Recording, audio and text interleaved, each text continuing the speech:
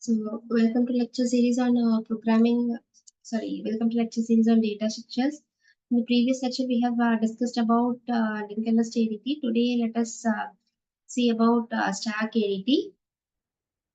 So, from the name, what could you infer? So, we will discuss stack with an example. Consider an example where a teacher has given an assignment to the student, and the teacher has asked the students. To complete the assignment. She said she will check the notebooks among the students in the class. So everyone in the class has submitted their notebooks on the teacher's table. So everyone has done properly and excellently. One particular student has planned that the teacher should take his notebook as the first one. So, but he has submitted his notebook as the last because he is the last one to submit the notebook. So, what approach should the student use to keep his notebook? So, I mean, he's the one who is submitting the notebook at the last. So, what approach if he used, the teacher would pick up his note as the first one. So, obviously, when the notebooks are placed one above the other, and if he's the last one to place the notebook, that will be on the top, right? So, by all means, teacher will pick that notebook without any choice. So this is called a stack. So stack of books. So the books are stacked one above the other. So again, this is a linear data arrangement and it follows the principle first in last out or last in first out. The notebook which is submitted last will be retrieved first. So the last one to enter is the first one to move out. Correct?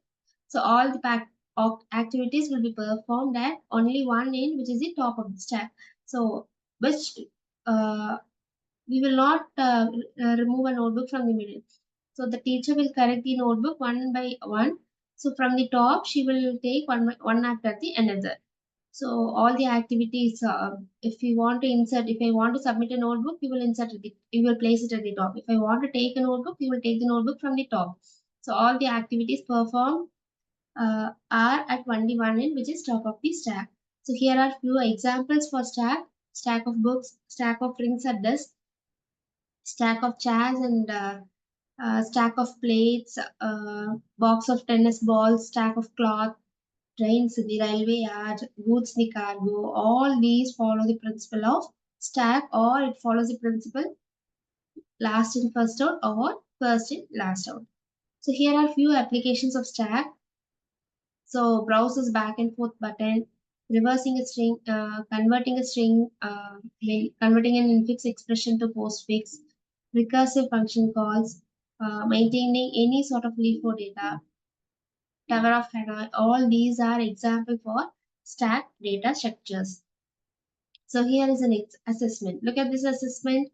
First one is the uh, rail, railway boxes in the railway yard. Again, this follows the stack data structure. Next is the bangles. This is also stack data structure. So we will insert the bangle at the last. So the bangle which is inserted at the last will be obviously removed first. We cannot remove a bangle from the middle, right? So next is the chain. Again, this is a stack data structure. So here are the various operations that can be performed in stack data structure, which we have already discussed in the earlier lectures.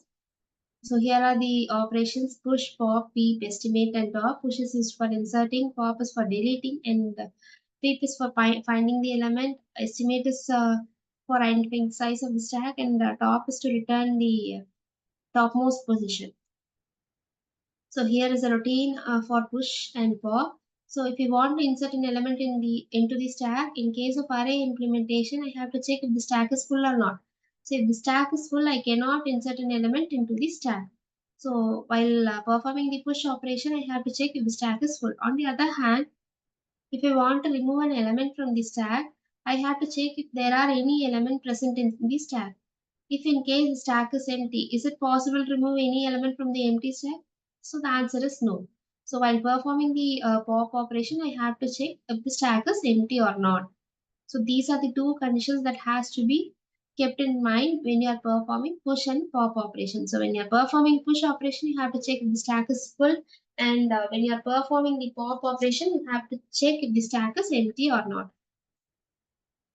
So here are a few of the assessment that you could practice at home.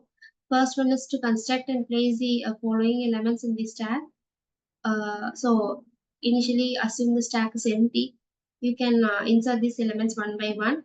Next one is to find the size of the stack, which is calculated using the estimate function. And third one is to find the element in the topmost position of the stack. And last one is the application of stack, where you have to convert the infix expression a plus b plus c star d slash e to postfix expression. So with this, we have completed the stack data structure. So let us have a quick recap. A stack follows the principle last in first out or first in last out, and the various operations performed in stack are push, pop, estimate, peek, and what is display. All those things are the various operations performed in stack. So if you want to push an element into the stack, you have to check if the stack is full.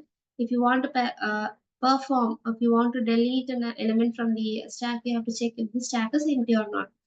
So hope you understood stack data structure. In the next lecture, we will discuss about QADT. Thanks for watching.